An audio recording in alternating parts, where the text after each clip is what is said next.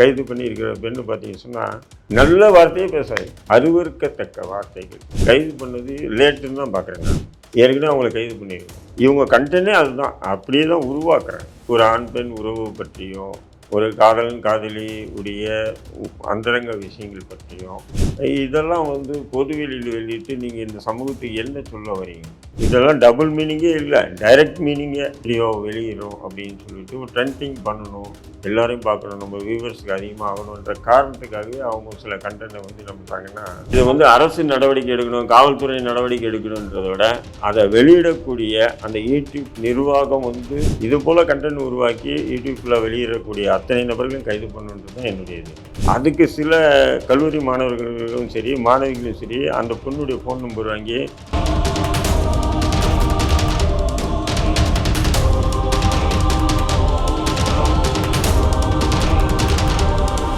Study in Singapore, Mauritius. Easy entry to Canada, UK, Europe, Australia, New Zealand. For admission contact 7904 710 512.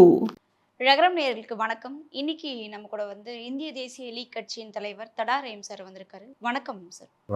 Sir, YouTube Veera tax XX சேனல்ல இருந்து VJ Shweta ஒரு double meaning question கேட்டிருந்தாங்க. அந்த ஒரு கொஸ்டினால 23 வயசான ஒரு பெண் சூசைட் அட்டம் பண்ணியிருக்காங்க. அந்த கேஸ்னால இப்போ அந்த விஜே ஸ்வேதாவா இருக்கட்டும், கேமராமேன், அதுக்கப்புறம் அந்த சேனலோட ஓனர் 3 பேரையும் இப்போ அரெஸ்ட் பண்ணியிருக்காங்க. இந்த கேஸ் நீங்க எப்படி சார் பாக்குறீங்க? இவங்களை இப்போ இல்லை, ஏற்கனவே அவங்கள கைது பண்ணி தூக்கி ஜெயிலில் போடணுன்றதை நான் எப்போ அதை பார்த்தாலும் சரி, நிச்சயம் இன்றைக்கி இருக்கக்கூடிய சமூக சீர்கேட்டினுடைய முன்னோடியாக இந்த மாதிரி வீடியோக்களை நீங்கள் பார்க்கணும். இந்த பெண், அப்புறம் இந்த குட்டியம்மா ஏதோ ஒரு 4-5 பெண்கள் இருக்காங்க. இவங்க காலேஜ் ஸ்டூடெண்ட்டுக்கிட்ட, கல்லூரி மாணவிகள்கிட்ட, கல்லூரி மாணவர்கள்கிட்ட, அதாவது கேள்வி எழுப்புகிறோம், அந்த கேள்வியை பதிலாக வாங்கி அதை நான் வீடியோ வெளியிடுறோம் அப்படின்னு சொல்லிட்டு ஒரு ட்ரெண்டிங் பண்ணணும், எல்லாரையும் பார்க்கணும், நம்ம வியூவர்ஸுக்கு அதிகமாக ஆகணுன்ற காரணத்துக்காகவே அவங்க சில கண்டென்ட்டை என்ன பண்ணுறாங்கன்னா, அருவருக்கத்தக்க வார்த்தைகள். அதாவது நீங்கள் கண்டென்ட்டை உருவாக்கலாம், அதுக்கு கண்ணியமான எவ்வளோ விஷயங்கள் இருக்குது, எவ்வளோ விஷயங்கள், 1 2 இல்லை, எவ்வளோ விஷயங்கள் கண்டென்ட்டுக்காக நீங்கள் உருவாக்கலாம். பட் இப்படி ஒரு ஆண் பெண் உறவு பற்றியும், ஒரு காதலன் காதலி உடைய அந்தரங்க விஷயங்கள் பற்றியும் இதெல்லாம் பொதுவெளியில் வெளியிட்டு நீங்கள் இந்த சமூகத்துக்கு என்ன சொல்ல வரீங்க? சொல்லுங்கள், என்ன சொல்ல வருவீங்க? அப்போ இவங்களை கைது பண்ணது லேட்டுன்னு தான் பார்க்குறேன் நான். ஏற்கனவே அவங்கள கைது பண்ணியிருக்கணும். ஏன்னா சில பேர் அப்படி தொடர்ந்து இந்த யூடியூப்பில் இப்போ நம்ம பயில்வான் ரங்கநாதன் சொல்லி ஒருத்தர் இருக்கார். அவர் பார்த்தீங்கன்னு சொன்னால் அதுக்கு ஒரு விதமான ரசிகர்கள். ஏன்னு சொன்னால், நடிகைகள் பற்றி இந்த நடிகை இப்படி, அந்த நடிகை இப்படி, இந்த நடிகை இப்படி, இந்த நடிகர் இப்படி, இந்த நடிகருக்கு இந்த நடிகை தான் பிடிக்கும் அப்படின்ற மாதிரி தொடர்ந்து பேச பேச அப்போது அதுக்கு ரசிக்கக்கூடிய சில பேர் வியூவர்ஸ் நிறைய பேர் பார்க்குறாங்க இல்லையா? அப்போது அதனாலே அவர் என்ன பண்ணுறாருன்னா, டெய்லி ஏதாவது ஒன்று பேசிகிட்டே இருக்கார். பார்க்குறீங்களா நீங்கள்? அப்போ இதெல்லாம் கூட தவறு. இப்போ இவங்களை கைது பண்ண மாரி என்னை பொறுத்தவரையிலையும் பார்க்குறேன். அதாவது பயில்வான் ரங்கநாதன் அவருடைய கண்டென்ட் கூட பார்த்திங்கன்னா ரொம்ப மோசமாக இருக்குது. அது எப்படின்னு சொன்னால், அதெல்லாம் இன்றைய சூழலில் மிகப்பெரிய ஒரு சமூக சீர்கேட்டினுடைய ஒரு இதுவாக தான் நம்ம பார்க்க முடியும். சில நேரத்தில் கோபத்தில் நம்ம கூட கோபத்தில் திட்டுவோம், எப்பயோ ஒருத்தர், அது வேறு விஷயம். இவங்க கண்டென்ட்டே அதுதான், அப்படியே தான் உருவாக்குறாங்க. அப்போ இது எந்த வகையான ஒரு முன்னேற்பாடு சொல்லுங்கள்? அப்புறம் இன்னொன்று, இந்த ஃப்ராங்க்னு சொல்லிட்டு ஒன்று நடத்துகிறேன். என்ன ஃப்ராங்க் தானே, அது ரொம்ப ஒஸ்ட்டு. அது ஏற்கனவே நீங்கள் செட்டிங் பண்ணி நடத்துறது. அந்த செட்டிங்கே பார்த்தீங்கன்னு சொன்னால் சில இடங்களில் யதார்த்தமாக கூட நடத்துகிறீங்க. அப்போ அந்த செட்டிங் யதார்த்தம் ரெண்டும் பார்த்தீங்கன்னு சொன்னால், அதை பார்க்குறவனுக்கு ஒரு மிகப்பெரிய ஒரு அதிர்ச்சி, ஒரு பீதி, ஒரு விதமான ஒரு மன உளைச்சலுக்கு ஆளாயிடும். ஒரு பெண்ணை பற்றி, கணவனை ஏமாற்றிட்டு இன்னொருத்தவங்க கூட ஜாலியாக இருக்கிற ஒரு பெண்ணை பற்றி நீங்கள் ஃப்ராங்க் பண்ணுறீங்கன்னு வச்சுக்கலாம். அப்போது இது போல் என்னுடைய கணவன் மனைவி இருப்பாளா அப்படின்னு ஒவ்வொருத்தரும் நினைச்சான்னா எப்படி இருக்கும்? அப்படி ஒரு கண்டென்ட் உங்களுக்கு தேவையா? சமூகத்துக்கு என்ன சொல்ல வரீங்க? இப்போ நம்ம கூட தான் யூடியூப்பில் நிறைய விஷயங்கள் பேசுகிறோம். சரி தவறு, அரசனுடைய நிலைப்பாடு இது இருக்குது, நீதித்துறையினுடைய நிலைப்பாடு இது இருக்குது, காவல்துறையினுடைய நிலைப்பாடு இப்படி இருக்குது. அப்படி இருக்கும்போது இது இன்றைக்கி ஒரு தேவையான விஷயம். இது போல் பல விஷயங்கள் நம்ம பேசுகிறோம். கண்டென்ட் ஆகணும், அல்லது நல்ல வியூவர்ஸ் பார்க்கணும், ஒரே நாளில் ஒபாமா ஆயிடணும் அப்படின்றதுக்காக நம்ம பேசணுன்னா கூட எதுனா பேசிட்டு போகலாம். முடியுமா முடியாதா? இப்படி செகண்டில் வந்து பேசி கண்டனம் உருவாக்கிடலாம், ட்ரெண்டிங் பண்ணலாம்.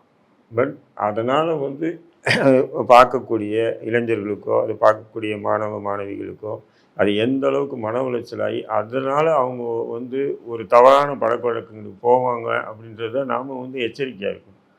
அப்போது இந்த பெண்ணு இப்போ நீங்கள் கைது பண்ணியிருக்கிற பெண்ணு பார்த்தீங்கன்னு சொன்னால் எப்போவும் அந்த காலேஜ் ஸ்டூடெண்ட்டையும் அதாவது மாணவ மாணவிகள்கிட்ட வந்து நல்ல வார்த்தையே பேசாது. இன்றைக்கி போயிருக்க நீ இப்படி பேச, இன்றைக்கி வந்திருக்க, உனக்கு யார் சாப்பாடு ஆக்கி கொடுத்தா கேளு, அம்மா ஆக்கி கொடுத்தாங்க, இல்லை நானே ஆக்கினேன், நீ ஆக்குவியா, அதை கிண்டல் பண்ணு, நையாண்டி பண்ணு, அழகை பற்றி பேசிக்கோ. அதை விட்டுட்டு இவங்க இத்தியாதி விஷயத்தில் வந்து ட்ரெண்டிங் பண்ணுறேன்னு சொல்லிட்டு பண்ணுறதெல்லாம் பார்த்தீங்கன்னா இதெல்லாம் வந்து ஒரு தவறான முன்னுதாரணம். அது காவல்துறை இத்தனை நாள் இப்போது ஒரு பெண் அதுவும் தற்கொலைக்கு முயற்சியதுனால கைது பண்ணியிருக்காங்க, இல்லைன்னா இப்போ கைது பண்ணியிருக்காது. இது போல் கண்டென்ட் உருவாக்கி யூடியூப்பில் வெளியிடக்கூடிய அத்தனை நபர்களையும் கைது பண்ணணுன்றது தான் என்னுடைய திட்டம். எல்லாருமே வந்து அரெஸ்ட் பண்ணணும் அப்படின்னு சொல்கிறீங்க? ஆமாம், அது வந்து சமூக சீர்கேட்டினுடைய ஒரு சாதனமாக யூடியூப்பை பயன்படுத்தக்கூடாது. நகைச்சுவைகள் இருக்குது, எத்தனையோ இருக்குது நகைச்சுவை. கணவன் மனைவியின் நகைச்சுவைகள் இருக்குது, மனைவி கணவனுடைய நகைச்சுவைகள் இருக்கா இல்லைங்களா?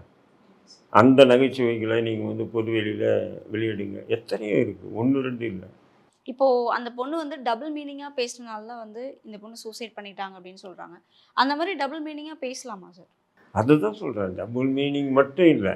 இப்போது உங்கள்கிட்ட ஒருத்தர் இன்டர்வியூ எடுக்கிறாங்க, உங்கள் மனநிலை, அதாவது நான் இந்த பெண்ணுக்கிட்ட இன்டர்வியூ எடுத்து நான் ட்ரெண்டிங் உருவாக்கணுன்றதுக்காக என்னுடைய கான்செப்டே தனியாக இருக்குது. அந்த சம்மந்தமான ஒரு கேள்விகளே உங்கள்கிட்ட முன்வைக்கிறேன். அதுக்கு நீங்கள் யதார்த்தமாக ஏதோ பதில் சொல்கிறீங்க, புரியுதுங்களா? அந்த யதார்த்தமான பதில்கள் வந்து பார்க்கும்போது பார்த்தீங்கன்னு சொன்னால் அது யூடியூப்பில் அப்லோட் பண்ணி பார்க்கும்போதும் சரி, அது கீழே வரக்கூடிய கமெண்ட்ஸும் பார்த்தீங்கன்னா வேறு மாதிரியாக இருக்கும். எத்தனையோ நம்ம பாருங்கள், இது போன்றதெல்லாம் பேசாமல் அரசியல் பேசக்கூடிய பேச்சுக்களை சில நேரங்களில் நம்ம பேசிட்டு நம்ம போய் பார்த்தோம்னு சொன்னால் நம்மளே ஏதோ தப்பு பண்ண மாரி நமக்கு சில நேரங்களில் தோணும், இருக்கா இல்லைங்களா? அப்போது இந்த மாதிரி இது வந்து டபுள் மீனிங்கு, ட்ரிபிள் மீனிங்கு, இதெல்லாம் டபுள் மீனிங்கே இல்லை, டைரக்ட் மீனிங்கே. அந்த பொண்ணு நீங்கள் இப்போ கைது பண்ணியிருக்காங்களே, அதெல்லாம் டைரெக்டாக பாருங்கள். அதுக்கு சில கல்லூரி மாணவர்களும் சரி மாணவிகளும் சரி அந்த பொண்ணுடைய ஃபோன் நம்பர் வாங்கி இன்றைக்கி எங்களை எடுங்கன்னு சொல்லிவிட்டு அதை என்கரேஜ் பண்ணுறாங்க. ஏன் சொன்னால் அதை பார்த்து வந்து சில பேர் ட்ரெண்ட் ஆகிடுது இல்லையா? அந்த ட்ரெண்ட் ஆனதுனால அவங்கள தொடர்பு கொண்டு எங்களை எடுன்னு சொல்லிட்டு இப்படி வந்து அவங்கள வந்து என்கரேஜ் பண்ணுறதுக்கும் ஒரு கூட்டம் இருக்குது. பசங்க ட்ரெண்ட் ஆகிறதுக்காக உங்கள் நம்பரை வாங்கி வச்சுட்டு இவங்க வந்து எடுக்கிறாங்க. ஆமாம், எடுக்கிறாங்க. அதெல்லாம் செட்டிங் தானே. நான் இப்படி பேசுவேன், நீ இப்படி பேசணும், நீ இப்படி பேசும்போது நான் இப்படி பதில் கொடுப்பேன். இப்போ நீங்களும் ட்ரெண்ட் ஆகிடுவீங்க, நானும் ட்ரெண்ட் ஆகிடுவேன். அவ்வளோ. அப்போது ட்ரெண்ட் ஆகுன்றதுக்காக இந்த சமூகத்துக்கு என்ன சொல்ல வரீங்க? ஏற்கனவே இந்த சோசியல் மீடியாவில் வந்து ஒரு விதமான சமூக சீர்கேட்டின் உச்சத்துக்கு போயிட்டே இருக்குது, இங்கே போயிட்டே இருக்குது. சில ஒரு 25 இல்லை 40% நல்லவைகளுக்காக இந்த சோசியல் மீடியா பயன்பட்டாலும் 60% வந்து தீங்குக்காக பயன்பட்டுட்டு இருக்கும்போது அந்த தீங்கை வந்து முதலீடாக வைத்து இது போன்ற செயல்களில் ஈடுபட்டு அதனால் அந்த பெண் பாதிக்கப்பட்டு இப்போ அந்த பெண்ணு இது மட்டும் இல்லை, நிறைய பேர் வந்து பேசிடுவாங்க. பேசிட்டு ஐயோ என்னடா இது இப்படி ஆயிடுச்சுட்டு அந்த கீழே வரக்கூடிய கமெண்ட்ஸ், அவங்களுடைய குடும்பத்தார், எல்லாருக்கும் ஒரு குடும்பம் இருக்குது இல்லைங்களா? அவங்க ஒரு குடும்பம் உருவாக்கணும் இல்லையா? அப்போ அவங்களுக்கு இன்றைக்கி வந்து ஏதோ ஜாலியாக ஏதோ ஃப்ரெண்ட்ஸுக்குள்ளே பேசிக்குவாங்க. அதெல்லாம் நீங்கள் வந்து யூடியூப்பில் போட்டு அதை நீங்கள் காசு பார்த்துருவேன். அந்த குடும்பம் அதனால் பாதிக்கப்பட்ட அந்த பெண்கள் இதுக்கு அடுத்த கட்ட விசாரணை வந்து எப்படி போயிட்டுருக்குன்னு நினைக்கிறீங்க சார்? இன்னும் மண்ணாங்கட்டி ஒரு மண்ணாங்கட்டியே இல்லை. என்ன வந்து அதிகபட்சமாக பார்த்தீங்கன்னு சொன்னால் ஒரு 4-5 நாளில் ஜாமீனில் வெளியே வந்துடுவாங்க, அவ்வளோதான். அப்புறம் கேஸ் நடக்கும். கேஸில் வந்து அந்த பெண்ணை வந்து சரி கட்டி நாங்கள் பாருங்கள் இதெல்லாம் பண்ணியிருக்கோம், அதெல்லாம் பண்ணியிருக்கோம், அந்த வீடியோ ரிமூவ் பண்ணிட்டோம், எங்களுக்கு தெரியாது, ஃபஸ்ட்டு அந்த பெண்ணு தான் இப்படி போட சொல்லிச்சு, அதன் பிறகு போட்ட பிறகு இப்படி ஒரு தற்கொலை பண்ணிச்சு, அதெல்லாம் செட்டிங் உருட்டல் இருக்காங்களே வழக்கறிஞர்கள்லாம் படித்து சும்மா தான் இருக்கிறாங்க. அவங்க ஆளுக்கு தோணின கருத்துக்களை சொல்லி அந்த அடிப்படையில் வழக்கு நடத்தி அந்த வழக்கை ஒன்றும் இல்லாமல் ஆக்கிடுவாங்க. ஒரு 4-5 நாள் உள்ளே இருப்பாங்க, அவ்வளோதான். கைது பண்ணிட்டாங்க இல்லையா, 4-5 நாள் ஜாமீன் கிடைக்கிற வரையும் வெயிட் பண்ணுவாங்க. அந்த பொண்ணு சூசைட் பண்ணதுனால இவங்க அரெஸ்ட் பண்ணிட்டாங்க. ஒரு 4-5 நாளைக்கு ஒரு வச்சுருப்பாங்க. அந்த பெண்ணு சூசைட் முயற்சி பண்ணாமல் அந்த பெண்ணாக போய் புகார் கொடுத்துருந்தா சைபர் கிரைம் எதுவுமே நடவடிக்கை எடுத்துக்கிறது. இது சைபர் கிரைமுடைய இதில் தான் வரும். இது சைபர் கிரைம் எந்த நடவடிக்கையும் எடுக்காது. ஏன்னா இது மாதிரி வந்து பார்த்திங்கன்னா ஆயிரக்கணக்கான வழக்குகள் சைபர் கிரைமில் நிலுவையில் இருக்குது. அதை அவங்க திருப்பி கூட பார்க்கறதில்ல, அப்படியே தூக்கி போடுவாங்க. அப்படி இருக்கும்போது இதெல்லாம் வந்து மிகப்பெரிய ஒரு சமூக சீர்கேட்டினுடைய உச்சமாக பார்க்குறோம். இது போன்ற செயல்கள் தொடர்ந்துன்னு சொன்னால் சோஷியல் மீடியாவில் மாணவர்கள் மாணவிகளுடைய வாழ்க்கை வந்து இன்றைக்கி அந்த இளைய பருவம், அந்த பருவத்தில் அவங்களுக்கு தெரியாது. இதே வந்து ஒரு அந்த யூடியோவில் வந்து ஆசைப்பட்டு பேசுகிற ஆண்களாக இருக்கட்டும், பெண்களாக இருக்கட்டும், மாணவிகளாக இருக்கட்டும், மாணவர்களாக இருக்கட்டும், ஒரு குறிப்பிட்ட காலத்துக்கு பிறகு அவங்களும் அந்த வீடியோவை பார்த்தாங்கன்னா அவங்களுக்கு அது அருவருக்கத்தக்கதாக இருக்கும். ஒரு பாஸ்ட் லைஃப்க்கு அப்புறமா அந்த வீடியோஸ் அவங்களே பார்த்தா அருவருக்கத்தக்கதாக இருக்கும். அதே நேரத்தில் வந்து அவங்களுடைய மேரேஜ் ஆகி குழந்தை ஆயிடுச்சுன்னா அந்த குழந்தைங்க பார்த்தோன்னா அதுங்களோட மோசமாக இருக்கும். இதெல்லாம் வந்து உள்வாங்கி தான் ஒரு வீடியோ வெளியிடணும். இந்த மாதிரி ட்ரெண்ட் ஆகணும் அப்படின்றதுக்காக தான் சார் இந்த மாதிரி டபுள் மீனிங் வேர்ட்ஸ்லாம் யூஸ் பண்ணியே கேட்குறாங்க. ஸோ இந்த மாதிரி விஷயங்கள் வந்து நிப்பாட்டணும் அப்படின்னா என்ன செய்யணும்னு நினைக்கிறீங்க? அது யூடியூப் நடத்தக்கூடிய நபர்களுக்கு சமூக பொறுப்புணர்வு இருக்கும். அப்படியே மீறி வந்து ட்ரெண்ட் ஆகணும்னு எடுத்துகிட்டு வரக்கூடிய வீடியோக்குள்ளே அதை வந்து நல்லா 1க்கு 4 தடவை போட்டு பார்த்து இதில் வந்து சமூக சீரழிவுக்கு எதனா வழிவகுக்குதா, அல்லது அந்த எடுத்த அந்த பெண்களுடைய வாழ்க்கை இப்போது இல்லை எதிர்காலத்தில் எதனா பாதிக்கப்படுமா, அப்படியெல்லாம் வந்து நல்லா 1க்கு 2 3 தடவை போட்டு பார்த்து அதை எதனா கட் பண்ணுறதெல்லாம் கட் பண்ணிவிட்டு அதை வந்து நீங்கள் ஒளிபரப்புனீங்கன்னு சொன்னால் அது நல்லது. எப்படி வந்தாலும் பரவாயில்ல, ட்ரெண்ட் ஆகணும். அந்த ட்ரெண்ட் ஆகிறதுக்காக நம்ம வந்து அந்த வீடியோவை போட்டுருவோம் அப்படின்னு சொன்னால் அது வந்து மிகப்பெரிய ஒரு வேதனைக்குரிய விஷயம். ட்ரெண்டிங்காக என்ன வேணால் பண்ணலான்ற ஒரு உச்சக்கட்டத்துக்கு போகக்கூடாதுன்றது. ஸோ இப்போ இந்த சோஷியல் மீடியாவில் வந்து இந்த மாதிரி நிறைய விஷயங்கள் கண்டென்ட் வந்து போயிட்டே இருக்குது. இப்போ நம்ம ரீசெண்டாக பார்த்தோம்னா யூடியூபர்ஸ்க்கே வந்து நிறைய பிரச்சனைகள் இருக்குது. இப்போ இர்ஃபான் மேட்டராக இருக்கட்டும், இப்போ வந்து இந்த விஜய் ஸ்வேதாவாக இருக்கட்டும். ஸோ இந்த மாதிரி நிறைய விஷயங்கள் வந்து போயிட்டுருக்குங்க இல்லையா சார்? ஸோ இதெல்லாம் வந்து ஸ்டாப் பண்ணணும் அப்படின்னா கவர்மெண்ட்லேருந்து எந்த மாதிரி ஆக்ஷன்ஸ் எடுக்கும்? இல்லை இப்போ உதாரணத்துக்கு பார்த்தீங்கன்னா இப்போ குமுதம் வந்து பார்த்தீங்கன்னா பத்திரிகை ஒரு நீண்ட நெடுங்காலமாக வந்து ஒரு செய்தியை வந்து வெளியிடக்கூடிய குமுதம் பத்திரிகை, அதனுடைய யூடியூப்பை பார்த்தீங்கன்னு சொன்னால் இந்த சுசித்ரா என்ற ஒரு பாடகியை வச்சு ஒரு இன்டர்வியூ எடுத்திருக்காங்க. அந்த இன்டர்வியூவை எப்படி தான் அவங்க அதை ஒளிபரப்பு அவங்களுக்கு மனசு வந்ததுன்னு தெரில. இப்போ அந்த பெண்ணு பேசக்கூடிய பேச்சுக்களை அடிப்படையில் பார்த்தீங்கன்னு சொன்னால் குறைஞ்சி 10-50 பேர் மீது வழக்கே போட வேண்டியதாக இருக்கும். அவங்க என்ன சொல்கிறாங்க, அந்த பெண்ணு சுசித்ரா என்ன சொல்லுதுன்னா, கமலஹாசனுடைய பார்ட்டியில் கூட வந்து வெள்ளித்தட்டில் வந்து கொகைன் போன்ற போதைப் பொருட்கள் வந்து விநியோகப்படும் அப்படின்ட்டு. இவருடைய மனைவி அவங்க மனைவி இவங்க கூட அவரு கூட அப்படி, அதாவது வெல்கர்ன்னு சொன்னால் அதை இந்த பெண்ணு பேசுது இல்லையா, இப்போ நம்ம சொன்னோம் இல்லைங்களா, இப்போ கைது பண்ணியிருக்கேன், அதை விட ஸ்வேதா விட மோசமான நிலையை சுசித்ரா பேசியிருக்கு. அப்போ இதெல்லாம் வந்து எப்படி, அதுவும் பார்த்திங்கன்னா அது ஏதோ ஒரு சின்ன, இப்போ இந்த விஜயவா அந்த பொண்ணு பேர் ஸ்வேதா, அந்த பெண்ணுடைய யூடியூப்யாச்சும் வந்து பார்த்திங்கன்னா அந்த மாதிரி ஐட்டம் சாங்குன்னு சொல்லக்கூடிய ஐட்டமாக அந்த மாதிரி டபுள் மீனிங் வீடியோக்கள் போடுற ஒரு யூடியூப். அப்போ அதுக்கு உண்டான பசங்க தான் பார்ப்பாங்க. ஆனால் குமுதத்தை பொறுத்தவரையிலையும் ஜென்ரலாக எல்லாருமே பார்க்கக்கூடிய ஒரு வீடியோ இல்லைங்களா. அப்போது அந்த குமுதத்தினுடைய யூடியூப்லேயே வந்து பார்த்திங்கன்னா சுசித்ராவை வச்சு இன்டர்வியூ எடுத்திருக்காங்க. அவ்வளோ வல்கராக இருக்குது, பார்த்தீங்களா இல்லையா. நான் அதை துண்டாக எடுத்து அடுத்தவங்க போடுறேன் இல்லை, அதை வச்சு தான் நான் பார்த்தேன். ரொம்ப அவன் கணவனை பற்றியோ அவன் பேர் என்ன தனுஷை பற்றியோ தனுஷுடைய மனைவியை பற்றியோ எப்படி தான் அந்த குமுதம் வந்து அந்த வீடியோவை வெளியிட்டாங்கன்னு எனக்கு தெரியல. கொஞ்சம் ஒரு 5 பைசாவுக்கு மனசாட்சி இருந்தால் கூட, இப்போ நடிகர்கள் அது அவங்களுடைய வாழ்க்கை அப்படி தான், அது வேறு விஷயம். ஆனாலும் அது சோசியல் மீடியாவில் போகிறதுனால பரவலாக எல்லாருமே பார்த்தாங்கன்னு சொன்னால், நீ வெளியிடக்கூடிய உன்னுடைய குடும்பத்தாரே பார்த்தாங்கன்னு சொன்னால், அப்போ அதனால் எந்த அளவுக்கு மன உளைச்சலுக்கு ஆளாவாங்க கொஞ்சம் யோசனை பண்ணி பாருங்கள். சேனல் ரேட்டிங்காக என்ன வேணால் போடுவாங்க. இப்போ பார்த்தீங்க ஒரு 2.5 மில்லியன்ஸ் கிட்ட வந்து வியூவர்ஸ் பார்த்துருக்காங்க அந்த வீடியோவை, 2.5 மில்லியன்ஸு. இப்போ இதுக்காக வந்து நீங்கள் இவ்வளோ பெரிய ஒரு, நான் கூட நிறைய வீடியோக்கள் வந்து பேசியிருக்கேன், நான் கூட குமுதம் இதில் யூடியூப்பில் பேசியிருக்கேன். இருந்தாலும் இது வந்து பார்க்கும்போது இப்படி ஒன்று தரம் தாழ்ந்த ஒரு விஷயத்தை வந்து கூப்பிட்டு வச்சு எடுக்கிறாங்கன்னு சொன்னால் இதெல்லாம் எந்த வகையில் ஏற்றுக்கொள்ள முடியும் சொல்லுங்கள். அதேமாரி ஒவ்வொரு நடிகை இந்த சக்கிலா பயில்வான்னு, அப்புறம் இன்னும் சில பேர் அதை இந்த மாதிரி கண்டென்ட் கொடுத்து, சரி நடிகைக்கிட்ட பேசுங்க, நீங்கள் வந்து ஏன் இந்த தொழிலுக்கு வந்தீங்க, எப்படி வந்தீங்க, நீங்கள் எவ்வளோ கஷ்டப்பட்டுருக்கீங்க, இதை பற்றியெல்லாம் எதுவுமே கேள்வி. உங்களை வந்து திரைத்துறையில் வந்தீங்க, உங்களை இயக்குனர் எப்படி அணுகுனார், உங்களை நடிகர் எப்படி அணுகுனார், பிற நடிகர்கள் எப்படி உங்கள்கிட்ட பழகினார், இப்படியாப்பட்ட பேச்சுக்கள் தான் அவங்ககிட்ட பேசி கண்டென்ட் எடுத்து அவங்க வந்து அறியாமல் ஏதோ ஒன்று ரெண்டு உளறிட்டாங்கன்னு வச்சுக்கிறாங்க. அந்த கண்டென்ட் எடுத்து இவங்க வந்து நம்ம ட்ரெண்ட் ஆக்குறது. பட் இதெல்லாம் வந்து தவறான முன்னுதாரணம். இந்த சுசித்ரா வீடியோவெல்லாம் பார்த்தீங்கன்னு சொன்னால் ரொம்ப மோசம், ஒஸ்ட்டாக இருக்குது.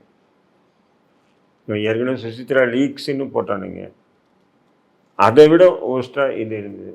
தனுஷை பற்றி சொல்கிறார், தனுஷ்கிட்ட இப்படி அவங்க வந்து இப்படி அப்படி தனுஷும் கார்த்தியும் இப்படி இருப்பாங்க, தனுஷுடைய மனைவியை சொல்கிறாங்க, சொல்கிறாங்களா இல்லையா?